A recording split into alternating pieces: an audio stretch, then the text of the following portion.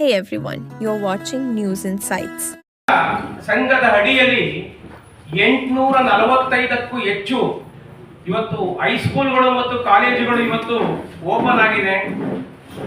ಆ ಒಂದು ಶಾಲೆಯಲ್ಲಿ ಸುಮಾರು 3000ಕ್ಕೂ ಹೆಚ್ಚು ಹೊರಗುತ್ತಿಗೆ ನೌಕರರು ಕೆಲಸವನ್ನ ಹಿಂದಿನಿಂದಲೂ ಸಹ ನಿರ್ವಹಿಸಿಕೊಂಡು ಬರ್ತಾರೆ. ಇದು ಇಲ್ಲಿ ನಾವು ಪ್ರೆಸ್ ಮೀಟ್ ಕರೆದಿರ್ತಕ್ಕಂಥದ್ದು SC ST ಗಳಿಗೆ ಮಾತ್ರ ಅಲ್ಲ, ಇಲ್ಲಿ ಕರೆದಿರ್ತಕ್ಕಂಥದ್ದು ಕ್ರೈಸ್ ಅಡಿಯಲ್ಲಿ ಕೆಲಸ ಮಾಡತಕ್ಕಂಥ ಎಲ್ಲಾ ವರ್ಗದ ಹೊರಸಂಪನ್ಮೂಲ ಶಿಕ್ಷಕರಿಗೆ ಇವತ್ತು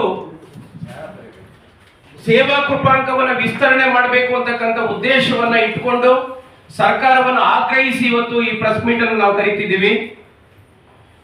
ಈ ಸಂಘ ಓಪನ್ ಆದ ತಕ್ಷಣ ಈ ಸಂಘದ ಅಡಿಯಲ್ಲಿ ಬರ್ತಕ್ಕಂಥ ಶಾಲೆಗಳಲ್ಲಿ ಕೆಲಸ ಮಾಡೋದಕ್ಕೋಸ್ಕರ ಇವರಿಗೆ ಹೊರಸಂಪನ್ಮೂಲ ಶಿಕ್ಷಕರೇ ಬೇಕಾಗಿದ್ರು. ಹೊರಸಂಪನ್ಮೂಲ ಶಿಕ್ಷಕರು ಇವತ್ತು ಆ ಶಾಲೆಗಳನ್ನು ಕಟ್ಟಿ ಬೆಳೆಸಿ 99%ಕ್ಕಿಂತ ಹೆಚ್ಚು ಫಲಿತಾಂಶಗಳನ್ನು ಪ್ರತಿ ವಿಷಯದಲ್ಲೂ ಸಹ ಕೊಟ್ಕೊಂಡು 21 ವರ್ಷಗಳಿಂದಲೂ ಸಹ ಇವತ್ತು ಕೆಲಸವನ್ನು ಮಾಡಿಕೊಂಡು ಅವರು ಬರ್ತಾವ್ರೆ. ಈ ಕ್ರೈಸ್ ಅಡಿಯಲ್ಲಿ ಕೆಲಸ ಮಾಡತಕ್ಕಂಥ ಶಿಕ್ಷಕರನ್ನ, ಹೊರಗುತ್ತಿಗೆಯಲ್ಲಿ ಕೆಲಸ ಮಾಡತಕ್ಕಂಥ ಶಿಕ್ಷಕರನ್ನ ಈಗಾಗಲೇ ಸರ್ಕಾರ ಪರ್ಮನೆಂಟ್ ಮಾಡಿದೆ. ಅದಕ್ಕೆ ಸಂಬಂಧಪಟ್ಟಂತೆ ಮೊದಲು ಕ್ರೈಸ್ ಅಡಿಯಲ್ಲಿ ಗುತ್ತಿಗೆ ಆಧಾರದ ಮೇಲೆ ಸುಮಾರು 3000ಕ್ಕೂ ಹೆಚ್ಚು ಶಿಕ್ಷಕರು ಕೆಲಸ ಮಾಡ್ತಿದ್ರು. ಆ ಶಿಕ್ಷಕರೆಲ್ಲರನ್ನ ಸಮಾಜ ಕಲ್ಯಾಣ ಇಲಾಖೆಯಲ್ಲಿ ಅಡಿಯಲ್ಲಿ ಬರ್ತಕ್ಕಂಥ ಕ್ರೈಸ್ ಸಂಸ್ಥೆ ಪರ್ಮನೆಂಟ್ ಮಾಡಿತು. ಆ ಸಂದರ್ಭದಲ್ಲಿ ಹೊರಗುತ್ತಿಗೆಯಲ್ಲಿ ಕೆಲಸ ಮಾಡ್ತಕ್ಕಂಥ ಶಿಕ್ಷಕರುಗಳು ಅವರನ್ನ ನೇಮಕ ಮಾಡೋರು ಯಾರು ಅಂದ್ರೆ DC ಅಂಡರ್ನಲ್ಲಿ ಬರ್ತಕ್ಕಂಥ ಕಮಿಟಿ, DC ಮತ್ತು ಅವರ ಕೆಳ ಹಂತದಲ್ಲಿ ಬರ್ತಕ್ಕಂಥ ಸಮಿತಿಯಿಂದ ಹೊರಸಂಪನ್ಮೂಲ ಶಿಕ್ಷಕರನ್ನ ಅವರು 2006-7ರಿಂದ ನೇಮಕ ಮಾಡ್ಕೊಂಡಿದ್ದಾರೆ. ಮಾಡ್ಕೊಂಡು ಅವತ್ತಿಂದ ಇವರು ನಿರಂತರವಾಗಿ ಕೆಲಸವನ್ನು ಮಾಡ್ಕೊಂಡು ಹಗಲು ಇರಳು ಮನೆಗೂ ಹೋಗಿಲ್ಲ, ಅಲ್ಲೇ ಇಟ್ಕೊಂಡು ಕೆಲಸವನ್ನು ಮಾಡ್ಕೊಂಡು ಬರ್ತವ್ರೆ. ಯಾವಾಗ ಸರ್ಕಾರ ಗುತ್ತಿಗೆ ಆಧಾರದಲ್ಲಿ ಕೆಲಸ ಮಾಡ್ತಕ್ಕಂಥ ಶಿಕ್ಷಕರನ್ನ ಪರ್ಮನೆಂಟ್ ಮಾಡ್ತೋ ಆಗ ಹೊರಗುತ್ತಿಗೆ ನೌಕರರು 2011ರಲ್ಲಿ ಹೈಕೋರ್ಟ್ ಮೊರೆ ಹೋದ್ರು, ನಮಗೂ ಸಹ ನೀವು ಕಾಯಂ ಮಾಡಿ ಅಂತ ಹೇಳಿ. ಆಗ ಮಾನ್ಯ ಹೈಕೋರ್ಟ್ ಏನ್ ಮಾಡ್ತು, ಈ ಹೊರಗುತ್ತಿಗೆಯಲ್ಲಿ ಕೆಲಸ ಮಾಡ್ತಕ್ಕಂಥ ಈ ಶಿಕ್ಷಕರುಗಳಿಗೆ 1 ವರ್ಷಕ್ಕೆ 5% ತರ, ಗರಿಷ್ಠ 8 ವರ್ಷ ಅಂದ್ರೆ 40% ಕೃಪಾಂಕವನ್ನ ಪಡೆಯಲು ನೀವು ಅರ್ಹ ಅಂತಕ್ಕಂಥ ತೀರ್ಪನ್ನ 2011ರಲ್ಲಿ ಮಾನ್ಯ ಹೈಕೋರ್ಟ್ ಕೊಡ್ತು. ಆ ಸಂದರ್ಭದಲ್ಲಿ ಈ ಶಿಕ್ಷಕರುಗಳಿಗೆ ಕ್ರೈಸು CET ಪರೀಕ್ಷೆಯನ್ನ KAE ವತಿಯಿಂದ ಆಯೋಜನೆಯನ್ನ ಮಾಡಿತು.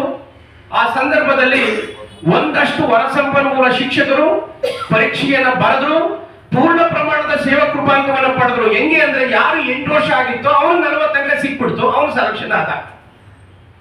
ಇಲ್ಲಿ ಇವತ್ತು ನಾವು ಪತ್ರಿಕಾಗೋಷ್ಠಿ ಕರೆದಿದ್ದೀವಲ್ಲ, ಈ ಎಲ್ಲ ಟೀಚರು 219 ಜನ ಇವತ್ತು ಟೀಚರ್ ಯಾರು ಪರ್ಮನೆಂಟ್ ಆಗಿ ಉಳ್ಕೊಂಡಿದ್ದಾರೆ ಎಲ್ಲಾ ವರ್ಗದವರು, ಅವರುಗಳಿಗೆ ಆ ಸಂದರ್ಭದಲ್ಲಿ ಕೆಲವರಿಗೆ 4 ವರ್ಷ ಆಗಿತ್ತು, ಕೆಲವರಿಗೆ 1 ವರ್ಷ ಆಗಿತ್ತು, ಕೆಲವರಿಗೆ 2 ವರ್ಷ ಆಗಿತ್ತು. ಹಾಗಾಗಿ ಅವರು ಏನು ಮಾನ್ಯ ಉಚ್ಚ ನ್ಯಾಯಾಲಯ ಆದೇಶ ಮಾಡಿತ್ತು, 40% ಸೇವಾ ಕೃಪಾಂಕವನ್ನು ಪಡೆಯಲಿಕ್ಕೆ ಅಷ್ಟನ್ನು ಪಡೆಯಕ್ಕೆ ಅವ್ರ ಕೈಲಾಗಲಿಲ್ಲ. ಆಗ ಇವರು CET ಪರೀಕ್ಷೆಯಲ್ಲಿ ಉತ್ತಮ ಅಂಕ ಗಳಿಸಿದ್ರು ಸಹ ಸೇವಾ ಕೃಪಾಂಕ 5%, 6% ಬಂದಾಗ ಇವರು ಸೆಲೆಕ್ಷನ್ ಆಗಲಿಲ್ಲ. ಮತ್ತೆ ಇವರು ನಮ್ಮನ್ನ ಪರ್ಮನೆಂಟ್ ಮಾಡಿ ಅಂತ ಹೇಳಿ ಸೇವಾ ಕೃಪಾಂಕವನ್ನ 2013ವರೆಗೆ ವಿಸ್ತರಣೆ ಮಾಡಬೇಕು ಅಂತ ಹೇಳಿ ಸರ್ಕಾರಕ್ಕೆ ಹಲವಾರು ಬಾರಿ ಮನವಿಯನ್ನ ಮಾಡಿದ್ರೂ ಸಹ ಸರ್ಕಾರ ಯಾವುದೇ ಕ್ರಮ ಕೈಗೊಂಡಿಲ್ಲ. ಇವತ್ತು ಅವ್ರಿಗಾಗಲೇ ಗರಿಷ್ಠ ವಯೋಮಿತಿ ಮೀರಿದೆ. 21 ವರ್ಷಗಳ ಕಾಲದಿಂದ ನಿರಂತರವಾಗಿ ಹಗಲು ಇರುಳು ಕೆಲಸ ಮಾಡ್ಕೊಂಡು ಬರ್ತಾವ್ರೆ. ನಾನು ಇಲ್ಲಿ ತಮಗೆ ಒಂದು ಸ್ಟಾಟಿಸ್ಟಿಕ್ಸ್ ಅನ್ನ ಕೊಡ್ತೀನಿ ಸರ್. 219 ಜನರಲ್ಲಿ 59 ಜನ SC ಇದ್ದಾರೆ, 15 ಜನ ST ಇದ್ದಾರೆ, 19 ಜನ ಕ್ಯಾಟಗರಿ 1 ಇದ್ದಾರೆ, 2A ಕ್ಯಾಟಗರಿಯವರು 28 ಜನ, 2B ಕ್ಯಾಟಗರಿಯವರು 9 ಜನ, 3A ಕ್ಯಾಟಗರಿಯವರು 43 ಜನ, 3B ನವರು 36 ಜನ, GM 10 ಜನ ಸೇರಿ ಇಲ್ಲಿ ಎಲ್ಲಾ ವರ್ಗದ 219 ಜನ ಶಿಕ್ಷಕರುಗಳು ಇವತ್ತು ಕೆಲಸವನ್ನ ಮಾಡ್ತವ್ರೆ. ಸರ್ಕಾರಕ್ಕೆ ಎಷ್ಟೇ ಮನವಿ ಮಾಡಿದ್ರು ಇವ್ರಿಗೆ ಕೊಡ್ತಕ್ಕಂಥ ಸಂಬಳ 12,000 ರೂಪಾಯಿ. ಹೊರ ಏಜೆನ್ಸಿ ಔಟ್ಸೋರ್ಸ್ ಇಂದ ಇವರು ನೇಮಕ ಮಾಡ್ಕೊಂಡು ಇವತ್ತು 12,000 ರೂಪಾಯಿ ಸಂಬಳ ಕೊಡ್ತಾರೆ. 12,000 ರೂಪಾಯಿ ಸಂಬಳದಲ್ಲಿ ಇವ್ರಿಗೂ ಹುಷಾರಿಲ್ಲ ಅಂದ್ರೂ ಟ್ರೀಟ್ಮೆಂಟ್ ತಗೋಬೇಕು, ಮಕ್ಕಳಿಗೂ ಹುಷಾರಿಲ್ಲ ಅಂದ್ರೂ ಟ್ರೀಟ್ಮೆಂಟ್ ತಗೋಬೇಕು, ಮಕ್ಕಳಿಗೆ ಎಜುಕೇಶನ್ ಕೊಡಿಸ್ಬೇಕು, ವಯಸ್ಸಾದ ತಂದೆ ತಾಯಿಗಳ ಆರೈಕೆಯನ್ನು ಸಹ ಅದರಲ್ಲೇ ಮಾಡಬೇಕು. ಇವರು ಮತ್ತೆ ಯಾವುದೇ ಸರ್ಕಾರಿ ಇಲಾಖೆಗೆ ಅರ್ಜಿ ಹಾಕಕ್ಕೆ ಅವಕಾಶವೇ ಇಲ್ಲ. ಈಗ ಅವ್ರು 219 ಜನವನ್ನ ನೀವು ಹಾಗೆ ಉಳಿಸಿದ್ದೀರಿ. ನೀವು ಯಾವುದೇ ಕಾರಣಕ್ಕೂ ಈ 219 ಜನಗೆ ಅನ್ಯಾಯವನ್ನ ಮಾಡದೇನೆ ಸೇವಾ ಕೃಪಾಂಕವನ್ನ 2013 ವಿಸ್ತರಣೆ ಮಾಡಿದ್ದೇ ಆದಲ್ಲಿ 219 ಜನ ಶಿಕ್ಷಕರು ಪರ್ಮನೆಂಟ್ ಆಗ್ತಾರೆ. ಅವರು ಸಂತೋಷವಾಗಿ ಕೆಲಸ ಮಾಡ್ತಾರೆ, ಸಂಸ್ಥೆ ಇನ್ನು ಎತ್ತರವಾಗಿ ಬೆಳೆಸ್ತಾರೆ. ಹಾಗಾಗಿ ಸರ್ಕಾರಕ್ಕೆ ನಾನು ಇವತ್ತು ಆಗ್ರಹವನ್ನು ಮಾಡ್ತೀನಿ, ಕೂಡಲೇ ನಿಮ್ಮ ನಿರ್ಲಕ್ಷ್ಯ ಧೋರಣೆಯನ್ನ ಬಿಟ್ಟು ಇವತ್ತು ಕ್ರೈಸ್ತರು ಎಷ್ಟೇ ಮನವಿಯನ್ನೇ ಕೊಟ್ಟರು ಇವರು ಮನವಿಯನ್ನು ಸರ್ಕಾರಕ್ಕೆ ಕಳಿಸ್ಕೊಡೋದಕ್ಕೆ ತಾರತಮ್ಯವನ್ನ ಮಾಡ್ತಾರೆ. ಆ ತಾರತಮ್ಯ ಯಾಕೆ ಮಾಡ್ತಾರೆ ಇವರು? ಮುಖ್ಯವ್ರನ್ನ ಕಾಯಂ ಮಾಡ್ತಾರೆ. ಈಗಿರುವಂತ 219 ಜನ ಎಲ್ಲ ಏಜ್ ಬಾರ್ ಆಗೋಗ್ಬಿಟ್ಟಿದ್ದಾರೆ. ಇವ್ರು ನಮ್ಮ ಮೇಡಮ್ ಇಲ್ಲಿ ಕೂತಿದ್ದಾರೆ. ನನಗೆ ಕೇಳ್ತಾ ಇದ್ದೆ, ಎಸ್ ಮೇಡಮ್ ನಿಮ್ಮ ವಯಸ್ಸು ಅಂತ. 49 ವರ್ಷ. ಇವರು SLC ಪಾರ್ಟಿಗಳಲ್ಲ, PUC ಎಲ್ಲೋ ಜಸ್ಟ್ ಪಾಸ್ ಗಿರಾಕಿಗಳಲ್ಲ. ಇಲ್ಲಿರುವಂತ 219 ಜನರು ಕೂಡ ME ಮಾಡಿದವರು, ಮಾಸ್ಟರ್ ಡಿಗ್ರಿ ಮಾಡಿದವರು, ಡಿಗ್ರಿ ಹೋಲ್ಡರ್ಸ್, ಕ್ವಾಲಿಫೈಡ್. ಇವರೆಲ್ಲ ಕ್ವಾಲಿಫೈಡ್ ಇರೋದಕ್ಕೇನೆ ಖಾಸಗಿ ಶಾಲೆಗಿಂತ ಇವತ್ತು ಈ ಕ್ರೈಸ್ಟ್ ಶಾಲೆಯಲ್ಲಿ ಹೆಚ್ಚು ಉನ್ನತ ಅಂಕಗಳನ್ನ ಗಳಿಸ್ತಿದ್ದಾರೆ. ಮೊನ್ನೆ ಮುಖ್ಯಮಂತ್ರಿಗಳೇ ಬಾಗಲಕೋಟೆಯಲ್ಲಿ ಹೋಗ್ಬಿಟ್ಟು ಒಂದು ಹೆಣ್ಮಗಳಿಗೆ ಸನ್ಮಾನ ಮಾಡಿದ್ರು. ಬಾಗಲಕೋಟೆ ಯಾವ್ದೋ ತಾಲೂಕದು ಬಾರಿ, ಅದು ವಸತಿ ಶಿಕ್ಷಣದ ವಿದ್ಯಾರ್ಥಿ. ಆ ವಿದ್ಯಾರ್ಥಿ ರಾಜ್ಯದಲ್ಲಿ ಎಲ್ಲಾ ಖಾಸಗಿ ಶಿಕ್ಷಣ ಸಂಸ್ಥೆಗಳನ್ನ ಮೀರಿ ಆ ಸಂಸ್ಥೆ ಮಗಳು ಅಷ್ಟು ಮಾರ್ಕ್ಸ್ ತೆಗಿತಾಳೆ ಅಂದ್ರೆ ಅಲ್ಲಿರುವ ನೌಕರ ಶಿಕ್ಷಕರುಗಳ ಶ್ರಮ ಎಷ್ಟಿದೆ ಅಂತ ಪ್ರಾಕ್ಟಿಕಲ್ ಆಗಿ ಯತ್ನ ಮಾಡ್ಬೇಕು. ಇವತ್ತೇನಾಗತ್ತೆ, ಇವರೆಲ್ಲರೂ ಏಜ್ ಬಾರ್ ಆಗೋಗ್ಬಿಟ್ಟಿದೆ. ಸಂಬಳ ಕೂಡ ಎಷ್ಟು, ME ಡಿಗ್ರಿ ಮಾಡಿ PhD ಮಾಡಿದವರು ಇದ್ದಾರೆ, ಬರೀ ಎಲ್ಲ ಸಮುದಾಯದವರು ಇದ್ದಾರೆ. ಸಂಬಳ ಎಷ್ಟು? ಇವತ್ತು ಕನಿಷ್ಠ ವೇತನ ಇವಾಗ ಲೇಬರ್ ಡಿಪಾರ್ಟ್ಮೆಂಟ್ ಅಲ್ಲಿ ತಮ್ಗೆ ಗೊತ್ತಿದೆ, ನಮ್ಗಿಂತ ತಮ್ಗೆ ಹೆಚ್ಚು ಗೊತ್ತಿದೆ. 17,000, 18,000, 24,000 ಕನಿಷ್ಠ ವೇತನ. ನರೇಗಾದಲ್ಲಿ ಕೆಲಸ ಮಾಡಿದ್ರೆ ದಿನಕ್ಕೆ ಇಷ್ಟು ಕೂಲಿ ಅಂತ ನಿಗದಿ ಮಾಡಿದ್ದಾರೆ. ಇವ್ರಿಗೆ ತಿಂಗಳಿಗೆ ಎಲ್ಲ ಕಳೆದು ESI PF ಕೈಗೆ ಸಿಗೋದು 10,000 ರೂಪಾಯಿ. 10,000 ರೂಪಾಯಿ ಸಂಬಳ ತಗೊಳಕ್ಕೆ ಇವ್ರು MA ಮಾಡ್ಬೇಕಿತ್ತ, BA ಮಾಡ್ಬೇಕಿತ್ತ, BSc ಮಾಡ್ಬೇಕಿತ್ತ, MA ಮಾಡ್ಬೇಕಾಗಿತ್ತ? ಇವತ್ತು ಸರ್ಕಾರಕ್ಕೆ ನಾವು ಮನವಿ ಮಾಡ್ತಾ ಇದ್ದೀವಿ. ಇದಿಲ್ಲೇ ಅಲ್ಲ, ಇದೇನಾಗ್ತದೆ, ರಾಜ್ಯ ಸರ್ಕಾರದ ಎಲ್ಲಾ ಇಲಾಖೆಗಳಲ್ಲೂ ವರ್ಗೂತ್ಗಳನ್ನ ಕೂಡ ಶೋಷಣೆ ಮಾಡೋ ಕೆಲಸ ನಡೀತಿದೆ.